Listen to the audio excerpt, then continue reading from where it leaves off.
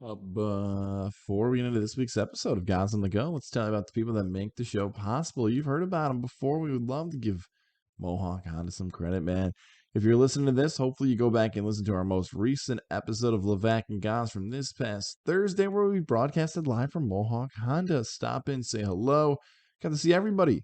Greg Johnson, Cam McKenna was on vacation, but I saw Brian McKenna, I saw Lindsey Harridan, and how about Scott Moynihan back 30 plus years, has now returned to Mohawk Con. It's so awesome to see him back in the fold there in Glenville. And the new Ryans, man, 2023s are on the way. Now it's your time to get a 2022 at that price that maybe you didn't even think you could get before. It can happen right now at Mohawk Honda. Glenville, New York, great people you want to work with during the car buying experience, people that you can trust during the car buying experience. It's so important to have a good experience when you're all set and done. You know my experience. 2022 Honda Pilot sitting in the driveway. Shout out to our guy John Higgins, man, in service, who took care of me. Tires are looking good. Oil's looking good. All the things that I didn't know were going on. John Higgins, service, the best, and Mohawk Honda is the best. Mohawk Honda, where they always go out of their way to please you. Stop in a Mohawk Honda this fall as the weather changes. So can a vehicle for you. Get that new ride. Speaking of the weather changing, let's talk about our friends over at Johnstone Supply in Troy. It is officially the fall. It's a little bit cooler, a little bit colder. What's that mean for your home? That means your home needs to make sure it's heated properly as the fall is officially here and those colder nights are on the way. But you might have put it off. Johnstone Supply in Troy can help you, whatever it might be. Whether you've got that boiler that might need a fix, maybe you've got that heating system that needs just a tune-up, Johnstone Supply in Troy can help you. Or maybe they can get you a whole new heating system. It's so important to have that in your home, especially with that colder weather on the way. Give love to our guy, George, man. It would make our football weekend, our sports weekend, if you stopped in a Johnstone Supply in Troy, 6th Avenue, and said, hey, heard about this from Goz On The Go. Want to give some love to our guys. We've been looking for making a change in our home. They'll take care of you. Or call them today and start asking questions. 518-272-5922. 518-272-5922. That is Johnstone Supply in Troy. They'll take the call. They'll answer it. They'll work with you to figure out exactly what your home needs, and you'll have a great setup for the future. We can stop in 6th Avenue in Troy to find those selective products that you need for those fall projects on the way. It's Johnstone Supply in Troy. One more time for the number, 518-272-5922, or on Facebook, Johnstone Supply NY. Let's do it. Let's get into 40 minutes and less of sports talk, all the big headlines for the week on this week's Goz On The Go. So there's a good chance you're listening to this on a Friday, maybe a different time than usual. Now, our Friday listenership, shout out to you guys. We love you as always. If you missed us on Thursday, we're trying something a little bit different here. We keep having those double drop dates of both Levac and Goz On The Go on Thursdays. We've been doing that since, mid-August. Thought, okay, maybe stop having so much Goz in one day. I know a lot of this content's on demand, but let's give something a shot. Let's drop this on a Friday and go from there. And another big reason for that is that Aaron Judge has thrown off everybody's schedule. Aaron Judge now has 60 home runs. He is going for the American League record held by Roger Maris with 61. 62 would be a new franchise record for the New York Yankees. And Aaron Judge, Thursday night, Boston Red Sox, Fox Sports Television. It felt like I was going to come on here and talk about the significance of what Aaron Judge did. Hitting 61, what it means for baseball, what it means for the history of the game, his contract. We can still do that if we want, but it is 60 right now. It's not 61. It's not 62. The new record could be 64, 65, whatever it might be. All those things are important for the legacy of Aaron Judge, the legacy of baseball. We just don't get to talk about it this week. We have to wait till next week till it all happens. We think. We hope. I'd like to see him, Judge, now with Pujols in it in the same day. 700 for Pujols. Aaron Judge at 61 and 62 the same day. It could happen on Apple. We could have people searching for the internet. We could have Apple fans thrilled about what they were able to pay for and have it happen on their network. All that stuff can happen. I hope, and this is the hope, and you've heard us touch on the storyline throughout the month of September. We wondered about how people would embrace the Judge home run chase. Hell, we can go back to, February and talk about how I was like, Yankee fan, be careful. The better Judge plays, the more and more you have to pay him, and it's in a weird spot. maybe not even like any other athlete. I know Joe Flacco's the easy answer here, but we haven't got that far yet for the Yankees of how much Judge can actually cash in for. All this stuff is huge, like in the history of the game, that Aaron Judge can set a new home run record in some fans' minds, at least that American League new record. It's a big deal. Baseball's been around for a long, long time. The fact you have a slugger like that to do it has been unseen by some broadcasters in their career and unseen by some baseball fans in their career. We've got a little bit more clear picture of what the American League playoff scenario is going to look like, too, with the Astros, now the Cleveland Guardians, the Toronto Blue Jays, the Tampa Bay Rays, the Seattle Mariners. It looks a lot more clear the teams that are going to be in it. So, Yankee fan, we don't get to talk about legacy and prestige and all that stuff quite yet, although I think you already know the answers to all that. Hopefully the moment's cool. Hopefully we can talk about something memorable. I want it to be a walk-off. I wanted us to come on when I'm taping this at midnight on a Thursday to talk about how Judge did it in fashion and style. We got a few more games for potentially us to have that same headline, though. Can anybody stop the Buffalo Bills? They've got an interesting matchup coming up here with the Dolphins, a battle between two AFC East teams who have played really well to start the season. But this Buffalo Bills team, it's week 3. It shouldn't be overreactions. It shouldn't be hyperbole and everything else, but it is week 3. And I struggle on my hand to count about a team that's looked this good this fast in the season with already high expectations. Did the 07 Patriot team that went all the way to the Super Bowl but lost and 18-1, the giant one, feel like this Bills team? Hell, I feel like this team might be able to beat that Bills team with how balanced they are. I'm talking about the Bills beating that 07 Patriot team. Yeah, I want to make sure I didn't misspoke there. I want to make sure I hit the significance of that too. Is it the Chief team with Mahomes' rookie season? They were really good. They're in the mix. That Carolina Panther team came along a little bit later with the popularity and their better football, closer to the October, November. The dabbing Superman team with Newton and company. And that first Bronco team when Peyton Manning was healthy. Those are the teams that jump out to me, and I'm like, oh, those are some of the best teams tonight. Minnesota, the late 90s. All right, you get the point. But Buffalo's in that conversation quickly, and I feel like they can still keep that conversation rolling against Miami. Josh Allen has dominated the Bills' playoff spot. Dolphins, denying them constantly. Because Josh Allen, 8-1, 8 touchdowns, 1 interception, his most 3 recent games in Florida against the Dolphins. Last year, 35-0 victory. All that stuff matters, man. 17 plus points on average. Miami going down to Buffalo every single time it happens. So although Mike McDaniel feels like he's revolutionizing football and changing the game and making Tua look like a stud, I'll take the Bills. It's a team you want to draw up.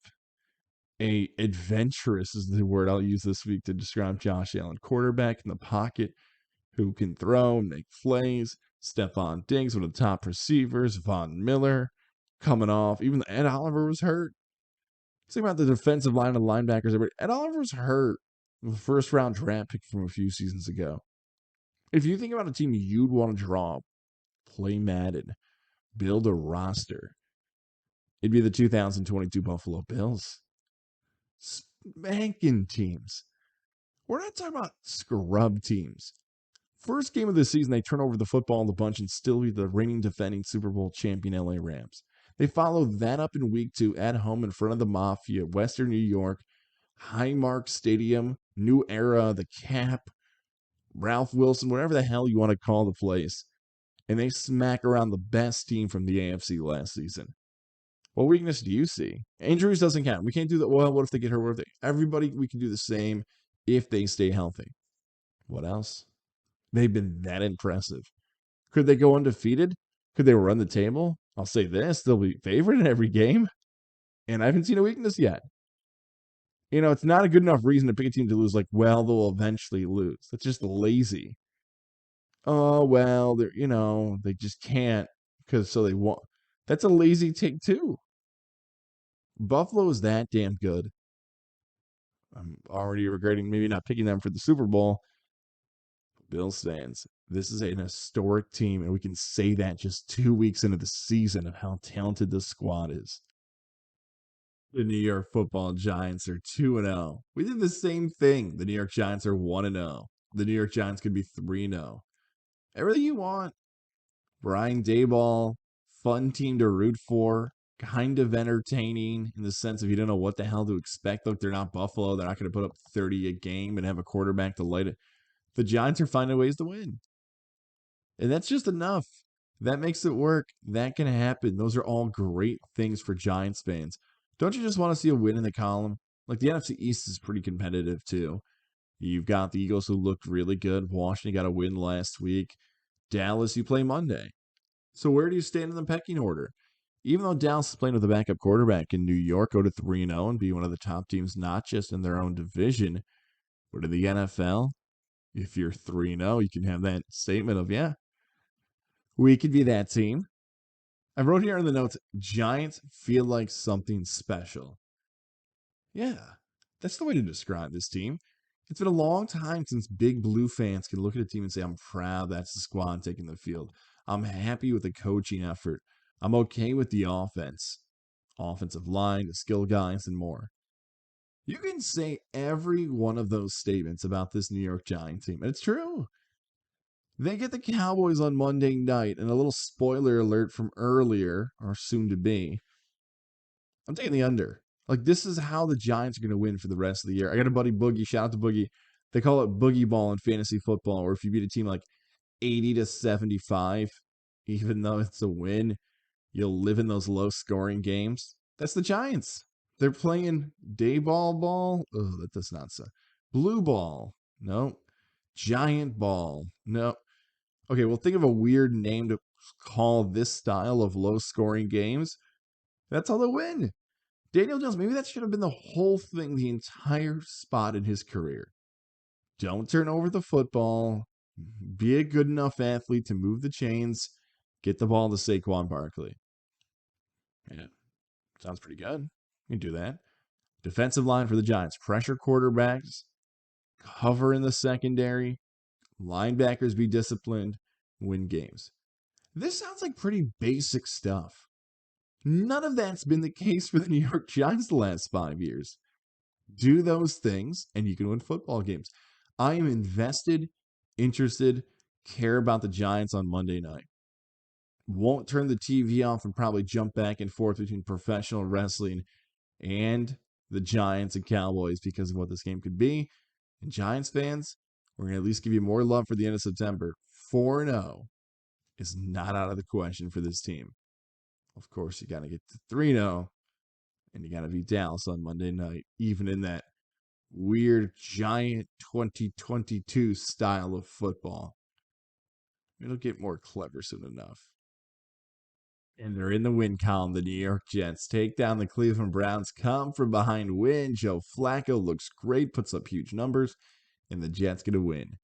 Keeping receipts. Robert Saleh winning football games for the Jets.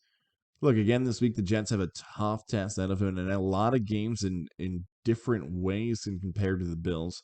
The Jets are going to be a huge underdog in a lot of games this season. But if New York can figure out a way to continue to stay tight in games and hope Flacco's elite arm can push them over the top, it'll be okay. It'll give them hope. That's been our theme, right, for the last few weeks with the Jets. Hope. Be in a game, be competitive, let the young dudes do their thing. The AFC is probably not the time in 2022 for you as a franchise to make the move, but that's all you want. Hope for a franchise to be better.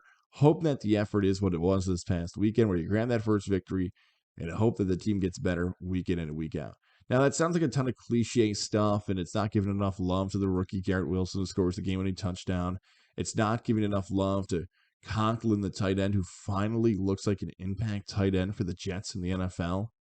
It's been very long since that statement's been true.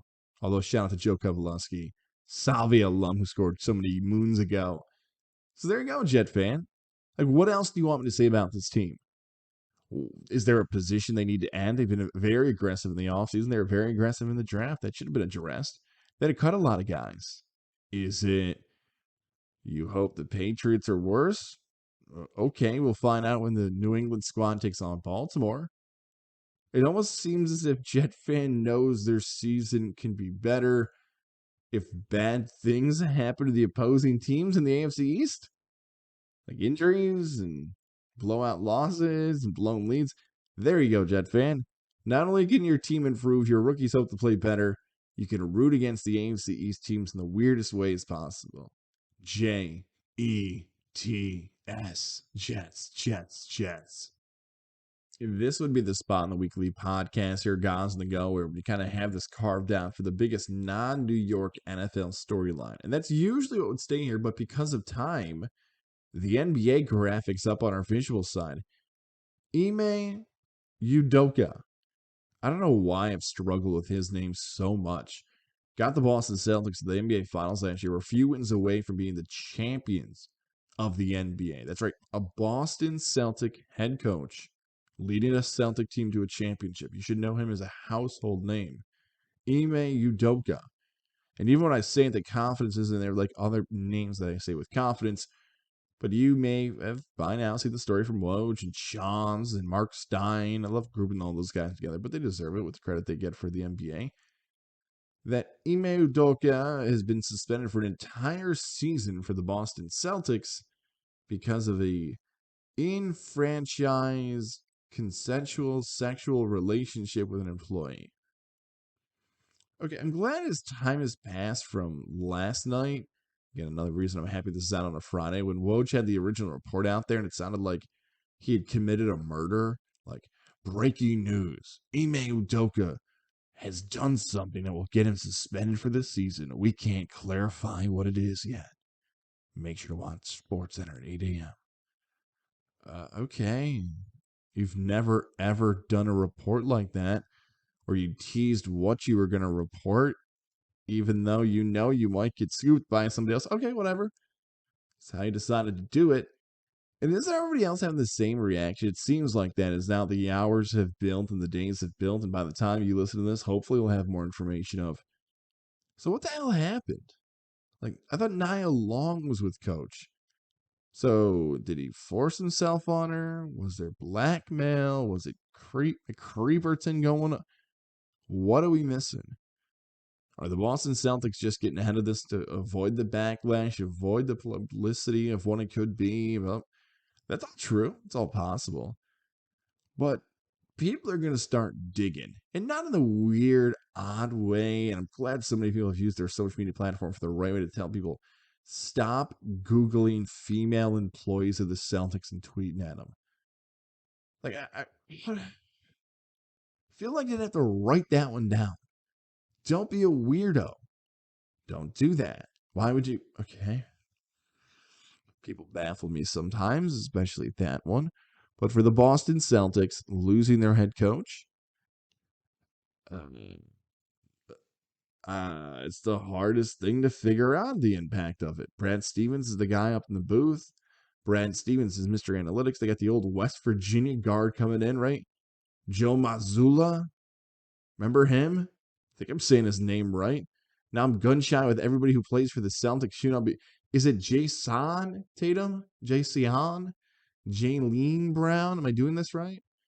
For the Boston Celtics, the impact we won't know till later in the season if that team goes along. This story seems like it's missing a huge chunk of something. Maybe by next week, okay. That's why he got a season-long suspension. And the other weird, bizarre reaction, and it feels like it's more Celtic fan than everybody else's. Hey, Coach might have done this, but didn't you see that creep Brett Favre? Hey. Coach might have done something bad, but how about that sicko in Phoenix, yeah?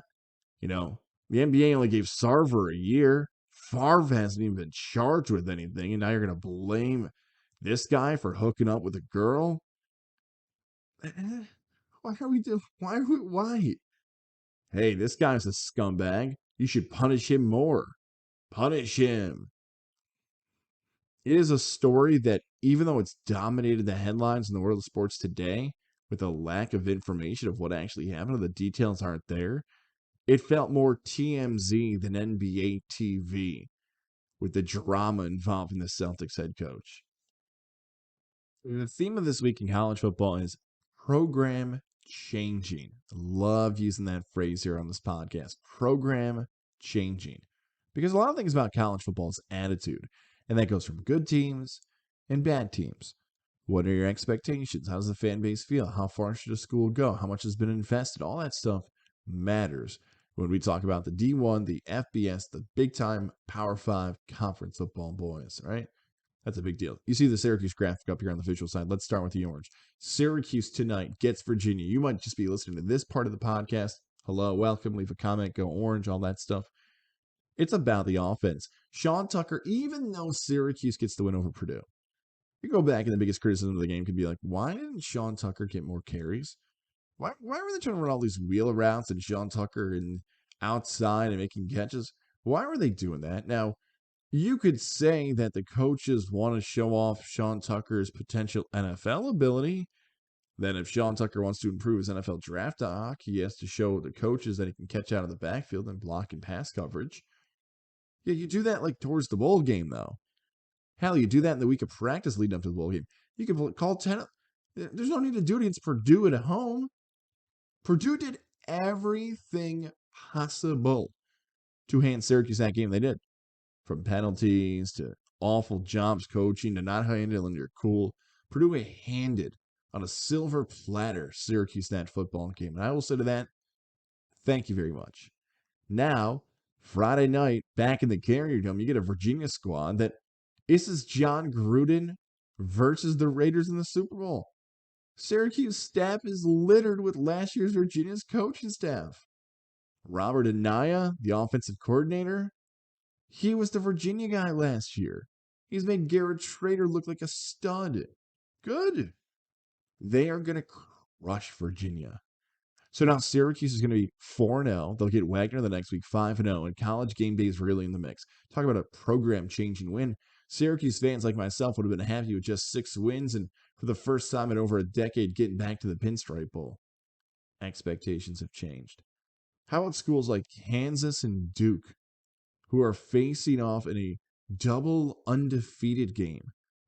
Reports coming from Lawrence is that it's the first sellout for a football game in 13 years. Yeah, that's program changing. UCLA and North Carolina, they're going to continue to try to be that team that at least gets a shot, a bid to play in a conference title game. And both those teams are undefeated. And speaking of the ACC, I mentioned Carolina there, right? You get Clemson versus Wake Forest. Wake Forest, Sam Hartman's back. Clemson's been the dominant force, although they didn't play in the conference title game last season.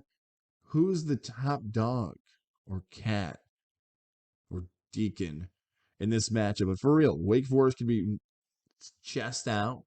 Hey, stop underestimating us. We're good every single season. Clemson can say, this is our conference.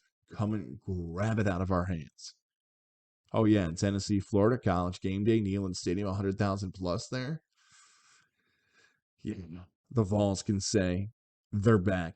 Not like Texas, that's their thing. But Tennessee football can say they're back to being a traditional power. If Hendon Hooker and company, Josh Heupel, their head coach, who already got an extension, incredible, during the season.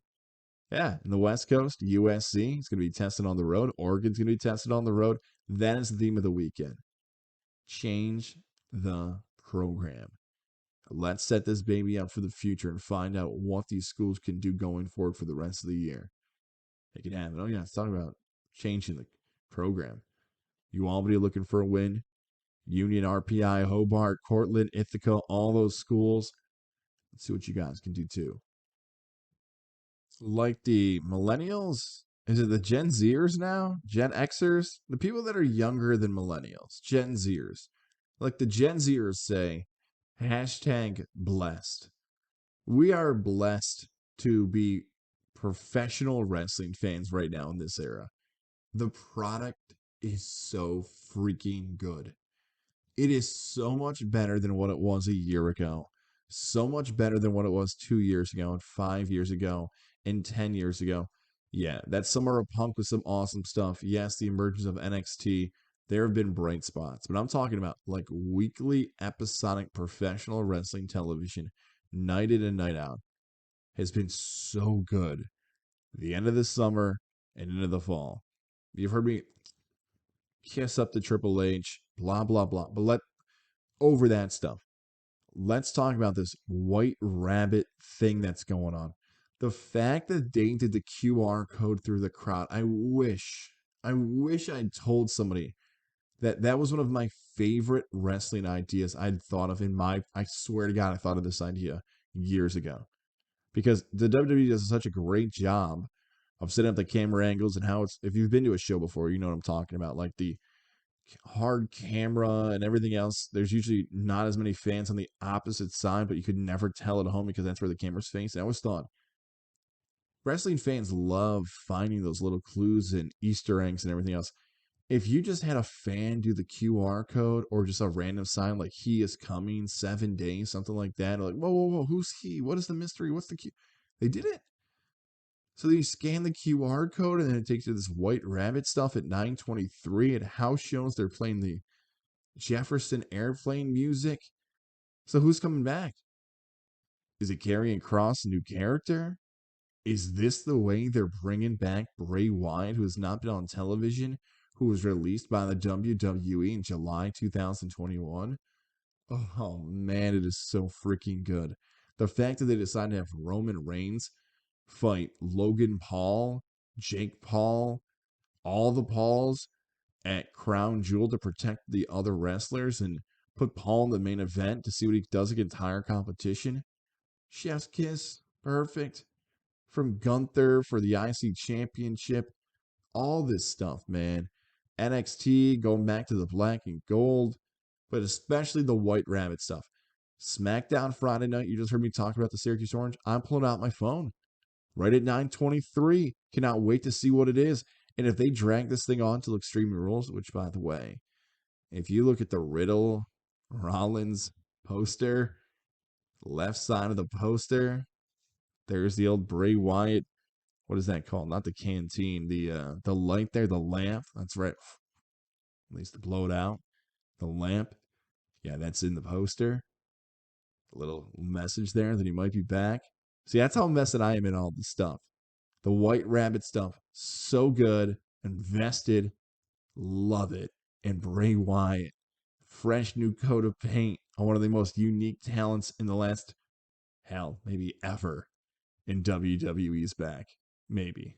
I think. We'll find out tonight. And then we got AEW. We got AEW and everything we want, right?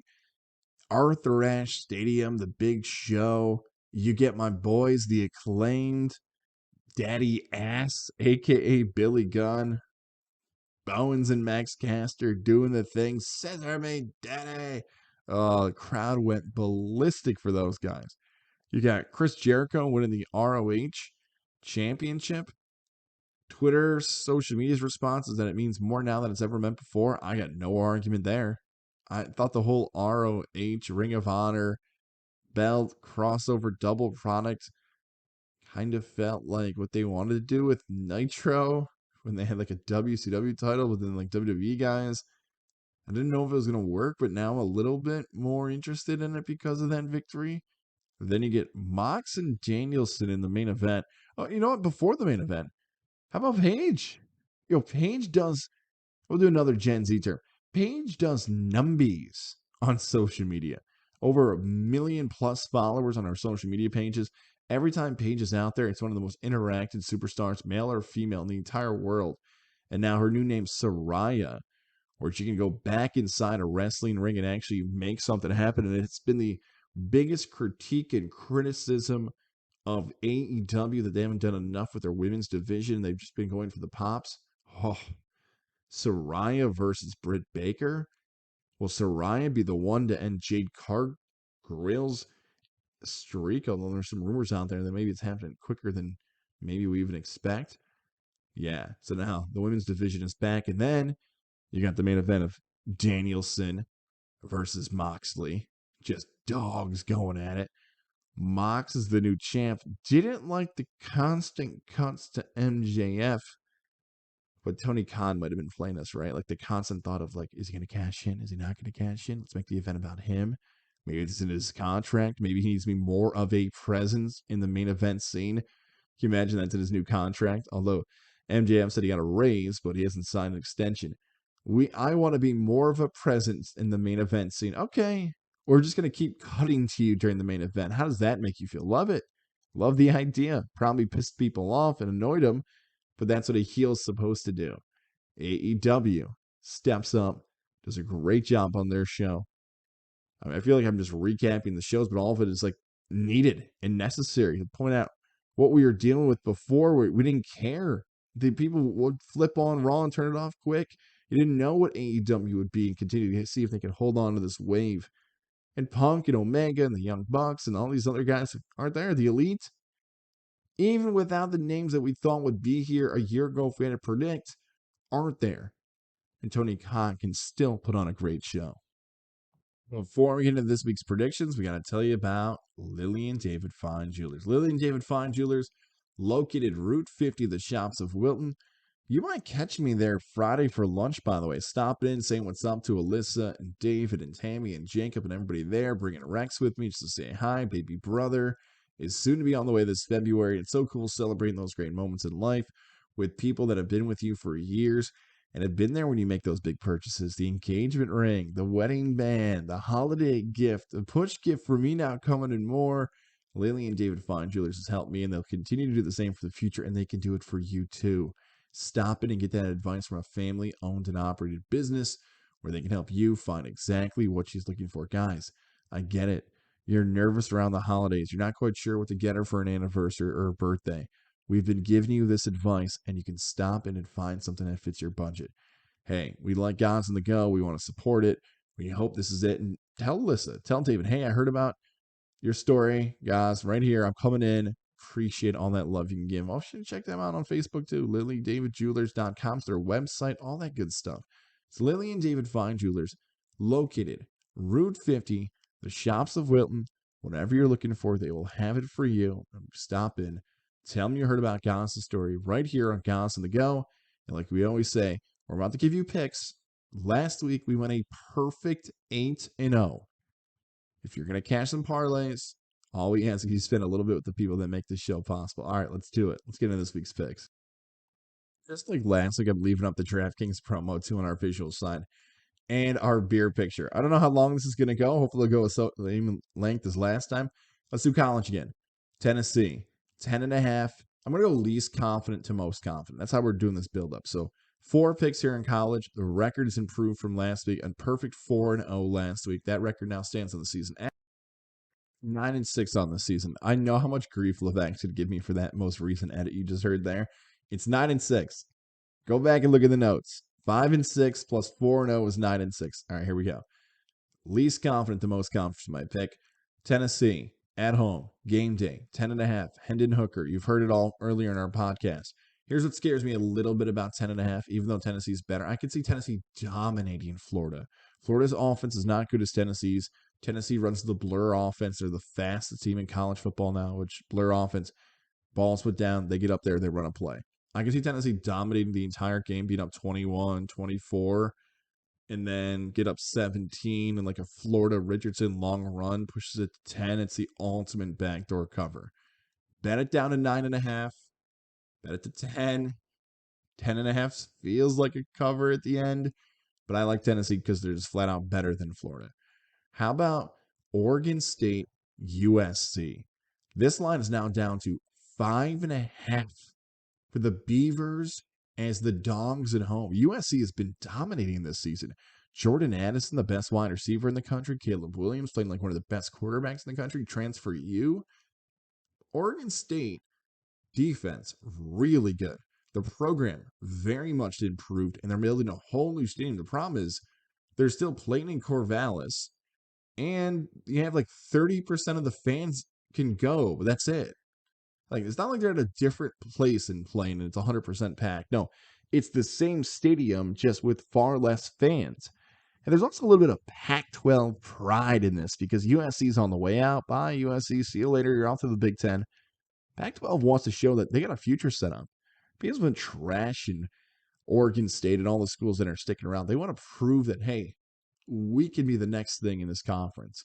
I like the Beavers, 5.5 at home against USC to cover. I might be bold enough to call the upset. I'll just say they're going to cover right down to the wire. It might be a game-winning field goal for either team. Same can be said. I'll be bold enough to take this upset. Washington State at home +7. Now down 6.5. Now down to 6.5 against Oregon. Same sort of feel here. Conference game at home. Oregon's a better team. Washington State's got a really good defense in comparison to the past years of Mike Leach coaching up the Cougs. Whereas all about offense, Washington State can make some really good plays in the secondary, and Oregon got shut down against Georgia. Now, Georgia is far better than Washington State, but Washington State's right on the fringe of being ranked. Same storyline ahead there with Oregon State. Pac-12 pride taking down a team that likely is going to be on the move at some point. So, the game that I'm most confident in is a game I can't even wager on. Syracuse, 10.5 against Virginia. The Orange Roll. You heard all the reasons why before. So those are my picks. Tennessee, Oregon State, Washington State, Syracuse.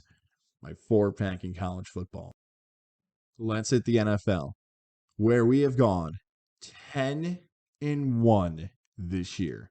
That's right, 10-1, 4-0 last week, 6-1 to start off the year in week 1. Here's our 4 picks for the week.